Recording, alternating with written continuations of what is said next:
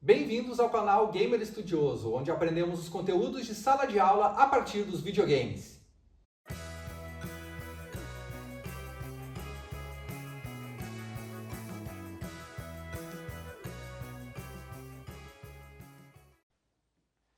No vídeo de hoje, nós vamos falar sobre o jogo Sea of Stars. Esse jogo foi desenvolvido pela Sabotage Studios e foi lançado no ano de 2023. Nesse jogo, a gente controla o Zeio e a Valerie, que são dois guerreiros do solstício. Esses dois personagens são duas crianças logo no início do jogo, e ao longo do jogo eles desenvolvem, ganham os poderes, e o grande objetivo do jogo é a gente derrotar o grande inimigo chamado Flashmancer. E por que a gente está trazendo esse jogo aqui do Sea of Stars para o nosso projeto Gamer Estudioso? Porque um dos objetivos do nosso projeto é a gente trabalhar conteúdos de sala de aula. E já que ele é um RPG com bastante informação em texto, a gente optou por trabalhar um pouquinho sobre o ensino e aprendizagem da língua inglesa. E para falar sobre ensino e aprendizagem da língua inglesa, hoje a gente trouxe aqui a professora Letícia Brits, que é professora aqui também do campus de Jaguari. A professora é mestre e também é doutora na língua inglesa, né, professora? Tem também uma outra formação na área de pedagogia. Ela atua aqui no campus dentro dos nossos cursos integrados, dá aula no nosso curso de pedagogia e também é professora do nosso curso de mestrado Prof. EPT. Professora, muito obrigado por participar do nosso projeto. É um prazer, agradeço muito pela iniciativa de vocês em trazer essa inovação que é aprender inglês a partir, dos jogos de videogame. Acredito que seja uma forma bastante útil, e também capaz de promover a curiosidade dos estudantes. Nós estamos diante de um tempo bastante complicado de chamar a atenção do estudante para a sala de aula. Então, inovações como esta, eu acredito que possam trazer grande entusiasmo para a hora do ensino, tanto na língua inglesa como nos demais componentes curriculares também. Então, professora, para a gente falar um pouquinho sobre como aprender a língua inglesa jogando um jogo de videogames, com o Sea of Stars, por exemplo, é importante a gente trazer algumas coisas do passado, né? Hoje em dia, os jogos eles são traduzidos, boa parte dos jogos que chegam para nós jogar, seja nas plataformas de consoles, PlayStation, Switch, Xbox ou até mesmo no computador, eles trazem essa opção de a gente jogar o jogo na nossa língua. Inclusive é algo que os jogadores às vezes olham mal para um jogo, assim, olham meio torto, né? Se o jogo não está traduzido na nossa língua. Nós temos hoje em dia também não só a questão do texto que é traduzido, mas a própria dublagem do jogo é traduzida, né? São raros os jogos que não trazem essa possibilidade, né? Mas lá no final dos anos 80, quando os videogames surgiram, nos 90 e até mesmo nos anos 2000, ali nos primeiros anos dos anos 2000, com Mega Drive, PlayStation 1, 2, 3, né? Essa não era muita realidade. Então nós tínhamos que jogar aqui no Brasil os jogos em língua inglesa, né? Ou em alguns casos até, dependendo da fonte que tu pegava o jogo ainda vinha em japonês. Então muito do que tinha ali na história do jogo acabava se perdendo, né? Eu me recordo que eu, por exemplo, eu não tive esse ímpeto de traduzir os jogos ou de querer conhecer mais, e confesso que muito da história dos jogos acabavam se perdendo, né? Não só pelo que muitas vezes o que tinha que ser feito em um objetivo de um jogo que aparecia ali, mas estava escrito em inglês e eu me perdia, né? Mas também compreender o que o jogo estava trazendo de história, o que o jogo estava trazendo de enredo, de narrativa, isso acabava se perdendo. O próprio Sea of Stars, que é o jogo que a gente vai traduzir aqui, trazer para o nosso público, ele tem a possibilidade de a gente jogar ele na língua portuguesa. Mas como o objetivo é a gente pensar estratégias de aprender a língua inglesa, nós colocamos ele em inglês. O que a senhora pode trazer para a gente sobre as estratégias de aprender a língua inglesa a partir de um jogo, selecionando ele na língua original, né, do inglês, né, no caso, para a gente aprender e desenvolver esse aprendizado? Sim, Lucas, isso é muito interessante que tu nos trazes, porque é uma questão de contextualização, do tempo, do espaço que a gente vive, de cada geração. Tu bem mencionaste a questão da nossa geração, que somos da mesma geração, que o apelo era muito grande pela questão musical também, né?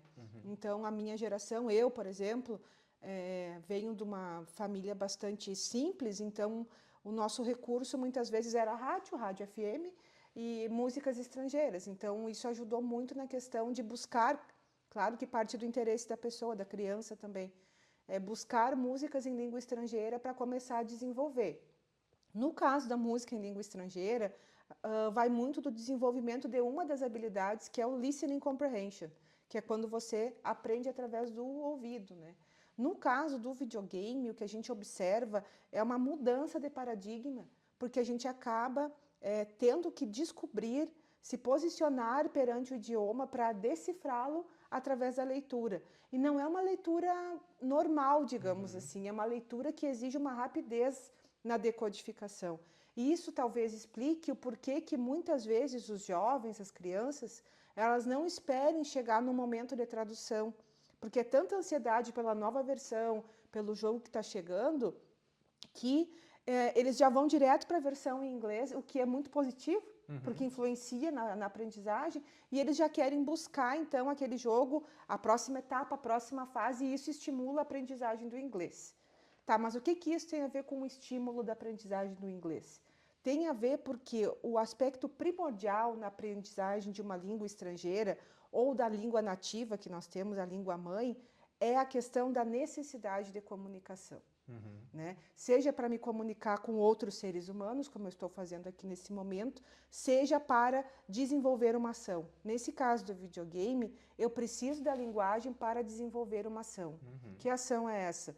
Vencer o inimigo, atingir a próxima fase, né? Então, esse conteúdo chamado Estratégias de Leitura em Língua Inglesa, né? Tem em língua espanhola, mas estamos falando de língua inglesa, ele é muito útil na questão dos videogames, né? Dos jogos de videogames, por conta de que nós conseguimos aplicar as estratégias com os gêneros textuais que se apresentam nos jogos de língua inglesa.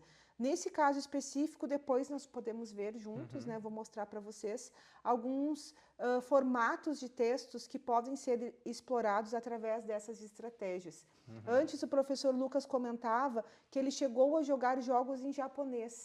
O que te possibilitava a jogar jogos em japonês? Com certeza, a aplicação dessas estratégias de leitura, que são universais.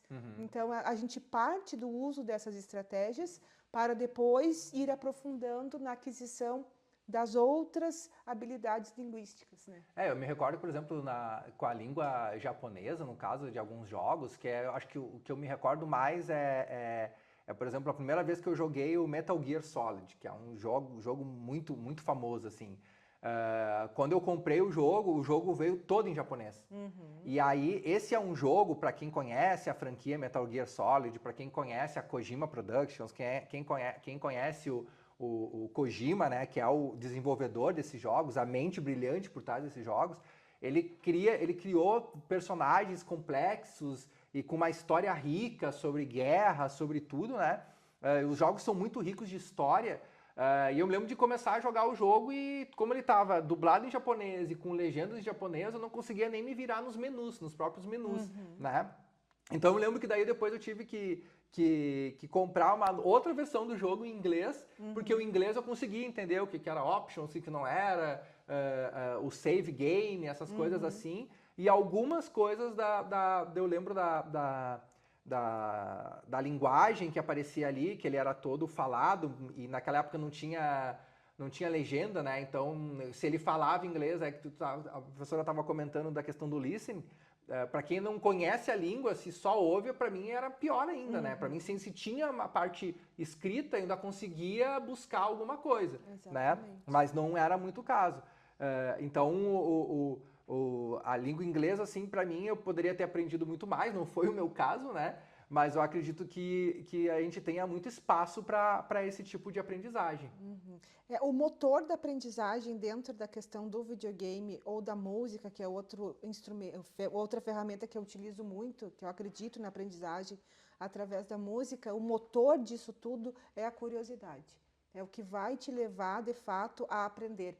Muitas pessoas me perguntam qual o método mais eficaz para aprender língua inglesa. Acho que é a pergunta que o professor de inglês mais ouve, né? Não existe uma receita pronta, você, como um sujeito único, vai ter uma habilidade mais desenvolvida do que outras. Tu, Lucas, vais ter uma habilidade, eu, Letícia, vou ter outra, a Eliege outra. Então, é muito particular. Né? Então, depende. Toda aula tem que ter previsto as 4 habilidades em cada momento da aula, para que todos possam ter o acesso a desenvolver pelo menos um pouco daquela habilidade. E eu acredito que a abordagem através dos jogos de videogame oportunize esse tipo de trabalho.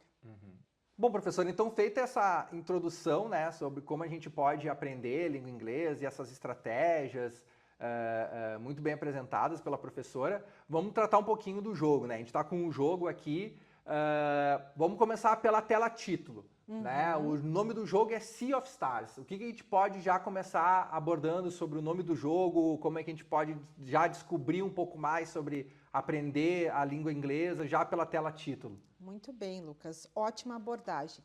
Né? A gente tem aqui um presente, então, que o autor vai nos trazer, que é essa tela maravilhosa da ilustração do jogo, pensando no seu público-alvo, né? Então, toda a arte, todo o jogo, todo o texto, o que nós estamos vendo aqui? Nada além do que um texto, né? É um jogo, mas é no formato textual para atingir milhões de pessoas, milhões de jogadores.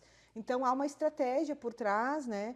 Dessa capa, desse título, para que alcance e conquiste as pessoas a consumirem, né, esse jogo. Então, aí a gente já começa, então, a falar sobre a questão das estratégias de leitura que podem ser aplicadas aqui. O Paulo Freire mesmo ele vai nos ensinar que a leitura de mundo ela é muito mais importante que a leitura das palavras.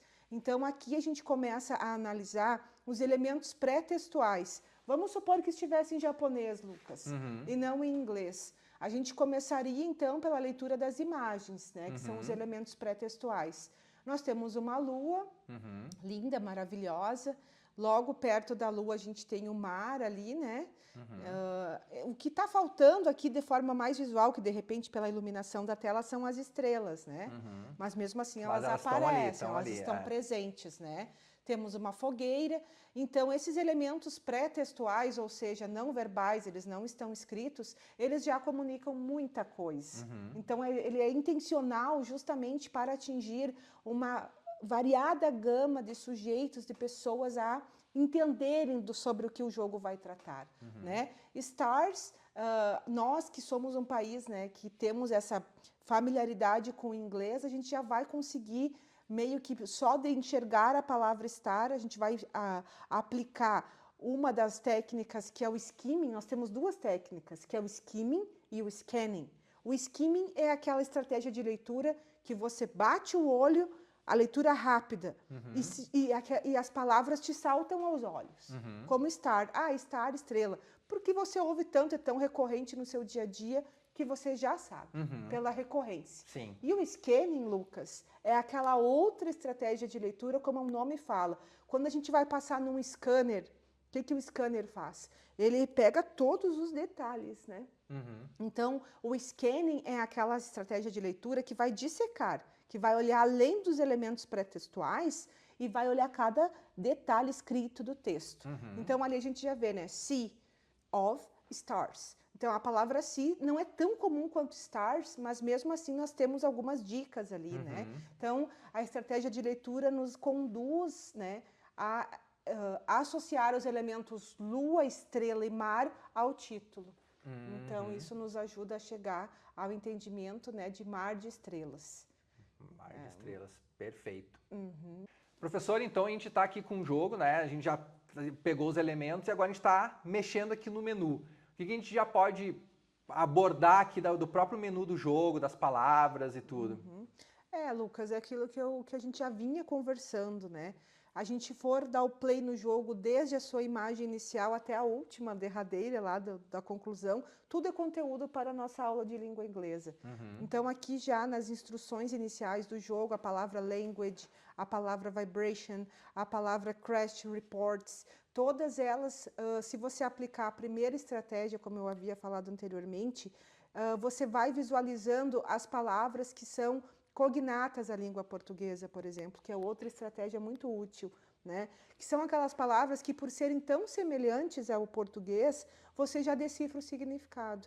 Então, por isso que muitas vezes o jogador do videogame, ele nem vai recorrer à tradução, porque o cérebro já está tão preocupado em passar da fase, e ele já entendeu o que significa, que ele não vai querer uma versão em português do jogo. Ele já decifrou, porque para que nós precisamos decifrar? Para gerar sentido. Então, no momento que nós deciframos e fechamos o sentido, nós já pulamos para a próxima etapa. Nós entramos na própria lógica do videogame. E é assim que nós vamos operando a todo momento. Professora, então, assim, a respeito dessas opções aqui que a gente tem aqui na tela, né? Vamos tentar abordar um pouquinho o que a gente tem ali. Bom, então, aqui mesmo nas opções, na configuração do jogo, né? A gente já vai também pela similaridade, né? Porque quando a gente fala também em jogos de videogame, a gente está falando de vocabulários que fazem parte da tecnologia, então que é um campo semântico, né? Que faz parte do dia a dia da tecnologia. Por exemplo, a palavra bright, a palavra display, a palavra screen. É muito difícil você portar um celular e não se deparar com essas palavras. Então, acabam fazendo parte do nosso dia a dia. Isso também vai facilitando na questão da tradução. E ali, professora, uma coisa que eu estava pensando agora aqui com relação à dúvida, ali na parte de display mode, por exemplo, né? O que significaria display mode numa tradução rápida? São as opções de display que você teria. Por exemplo, a palavra display ela é tão inglesa que a gente já nem traduz ela para o português. Pois é, porque eu estava pensando muito na próxima palavra da seleção ali, que é full screen. Screen, pelo que eu entendo no inglês, também é tela. Tela. Né? Mas display também é tela. Também é tela. E aí como é que a gente acaba pegando isso daí na hora da aprendizagem? A questão que são sinônimos, é que nem no português. A gente tem várias palavras para designar uma coisa só. Então vai muito na questão da aplicação. Queria destacar outra coisa, Lucas, também, não quero fugir da tua resposta, mas a questão do full screen, por exemplo, que é algo bem interessante. Sim. Nós temos ali a presença de um prefixo que é o full, né, a tela inteira.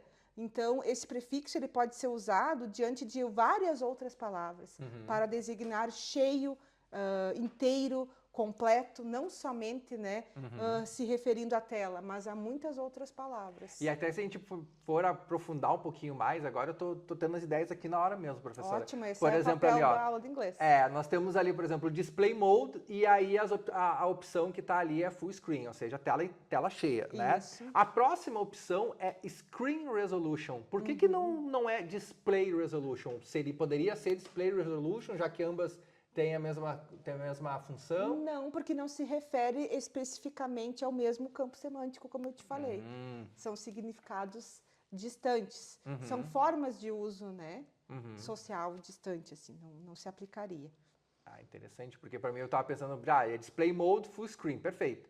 Mas aí o outro já é screen resolution, né? Já mais específico da tela. Né? E o display já amplia, não é da tela em si física, né? O display já abrange um layout, algo mais não tão físico.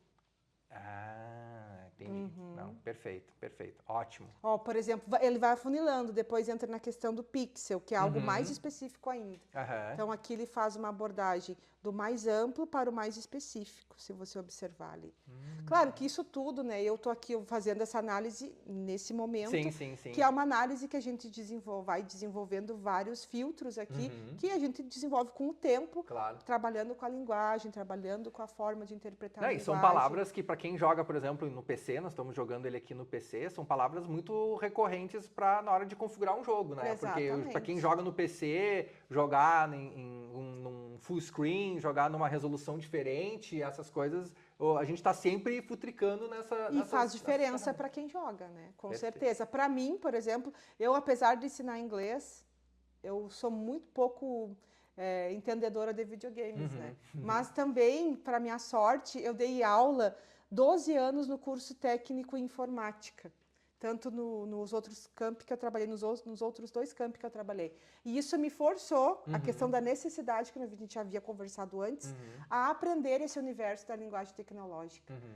Professor, agora a gente já entrou propriamente aqui no jogo, e a primeira coisa que a gente tem que fazer no jogo é escolher entre os 2 personagens principais, né? O Zale e a Valerie. E nessa tela aqui a gente já pode abordar algumas coisas interessantes a respeito da língua inglesa. Então, tem ali as instruções que estão nos indicando o que a gente pode fazer, que a gente pode escolher entre os dois personagens. Tem os dois personagens que estão ali para opção. Quando a gente seleciona, no caso aqui, tanto a Valerie quanto o Zale, ele dá uma indicação de do que eles são, né? No caso da Valerie, nós temos ali a Monk Born in the Winter Solstice.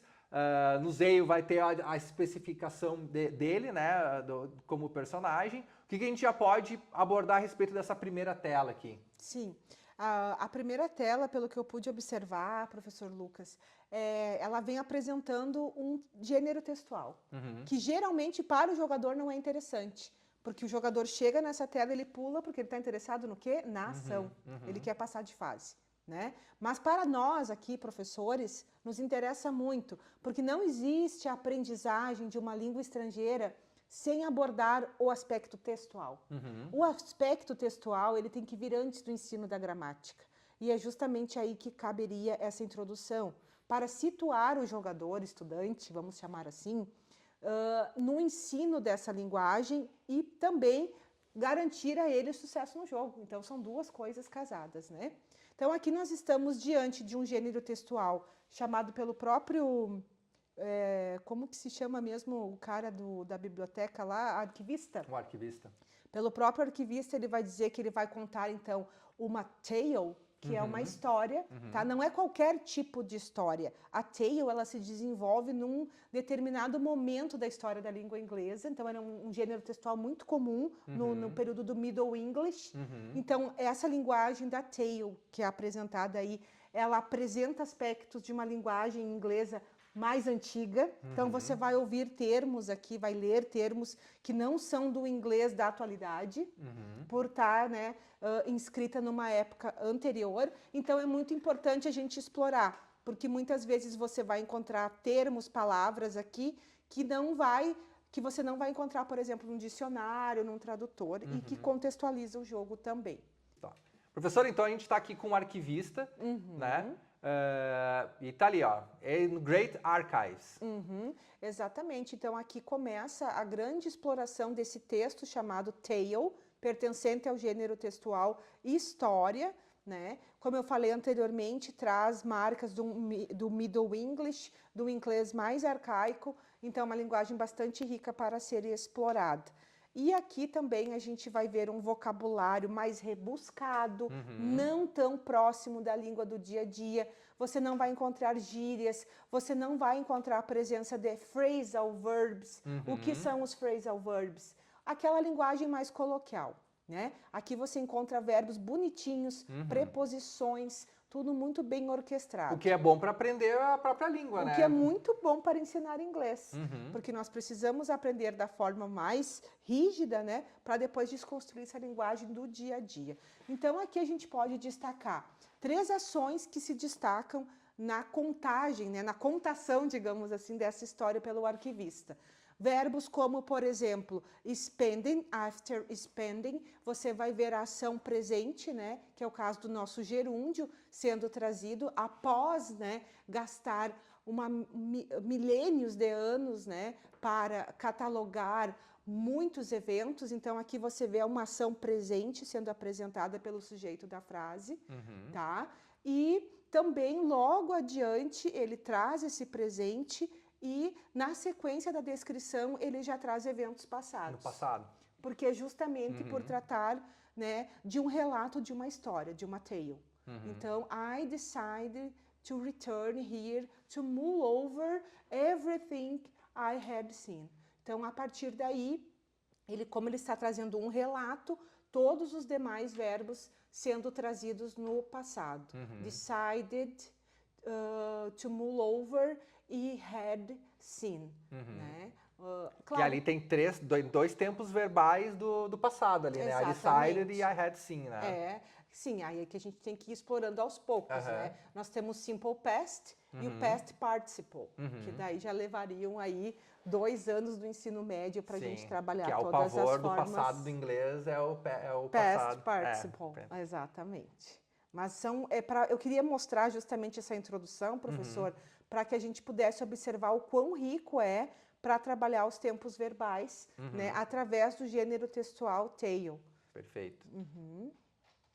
Ele sempre começa na mesma estrutura, ó. It seems that I'm haste. E depois I was hoping volta para o passado, né? As such, there is presente de novo, one deserving of a witness. Né? Então, é muito interessante a forma como o texto é construído. Bom, professora, depois da gente passar pela parte do arquivista, em que ele dá uma breve introdução no jogo, nós começamos o jogo propriamente dito. Nós começamos ali no Mountain Trail, com os 2 personagens. E ali o que eu gostei do jogo, por isso que era legal trazer, era justamente porque ele é bastante textual, né? Então, para aprender inglês, ele é ótimo, né? A gente pode ir trabalhando junto da escrita. E aqui nós já temos várias abordagens que a gente já pode trabalhar, né? Exatamente, Lucas. E a grande diferença, então, é na modalidade da linguagem, né? Se com o arquivista nós tínhamos uma tail, uma linguagem distante, mais formal, o que nós temos aqui no jogo já é uma linguagem totalmente informal, muito próxima do dia a dia, já com maior número de gírias, phrasal verbs, né? E formas verbais mais comuns no uso do dia a dia. Então, aqui, de fato, o aluno vai poder ter contato com a língua real, com o inglês do dia a dia, aquele inglês que ele vai aprender para se comunicar, né?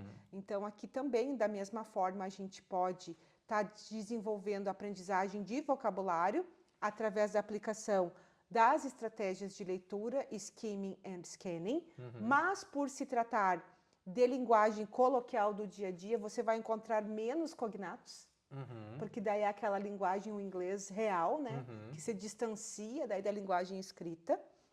E aí ele se aproxima mais da origem dele, que é a origem germânica, né? E também a gente vai encontrar a necessidade de aplicar a estratégia scanning, que é parar para ler de forma mais detalhada cada uma das palavras. E nessa hora o contexto faz toda a diferença. Sim. Por isso que é importante ler e compreender a história do arquivista. Porque se você compreender o contexto do jogo, aqui as conversas ficarão muito mais fáceis de decifrar, né? Ali é interessante que até, por exemplo, uma estratégia que eu utilizaria seria ali logo que ele falou assim, let's split, né? E ele vai cada um para um lado, né? Split é o quê, professora? Para separar. Isso, perfeito. Aqui, então, a gente percebe, né, uma construção frasal. Eles já dão a pista textual de destacar em colorido o sujeito da frase, que provavelmente é um jogador, ali um personagem do jogo, né? Nós temos ali o verbo to be, no passado, né? Wasn't, né? Kidding. Kidding é um verbo que é I'm not kidding, que é o verbo, né, brincar, debochar, dependendo do contexto, né? This...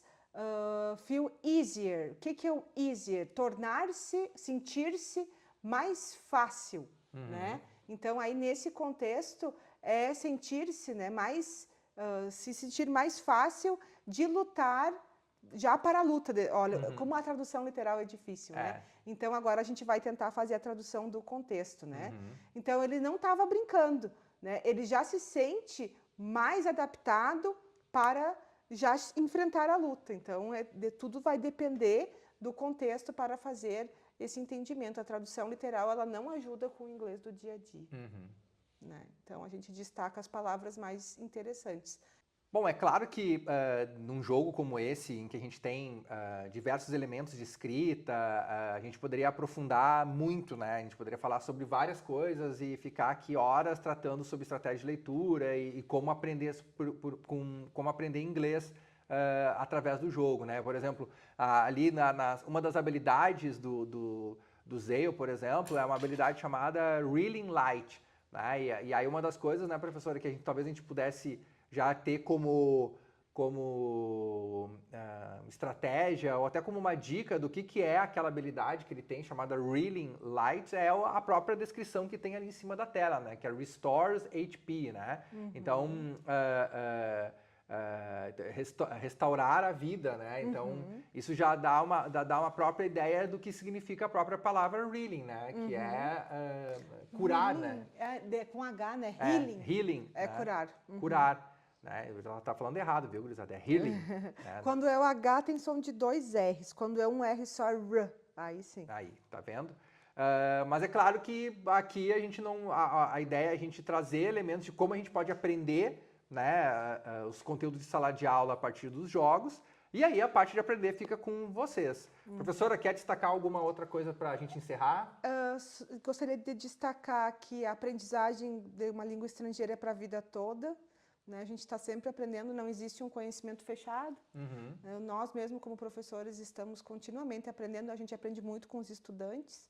Dizer que as estratégias hoje, cientificamente, é comprovado que é a forma mais interessante e eficaz de aprender uma língua estrangeira. E agradecer pelo convite, né, em participar desse projeto fantástico, desejar aí um bom desenvolvimento, uma boa aplicação, né? E seria isso. Professora, muito obrigado por ter aceito o convite. Lembrando que esse projeto ele não é feito sozinho, né? Esse é um projeto desenvolvido aqui no campus de Jaguari. Nós temos bolsistas que atuam nesse projeto. Nós temos o Jean-Pierre, a Esther e a Eliede, que estão aqui atrás das câmeras, que estão filmando tudo. Então, professora, muito obrigado novamente por participar. A gente fica por aqui e até o próximo jogo.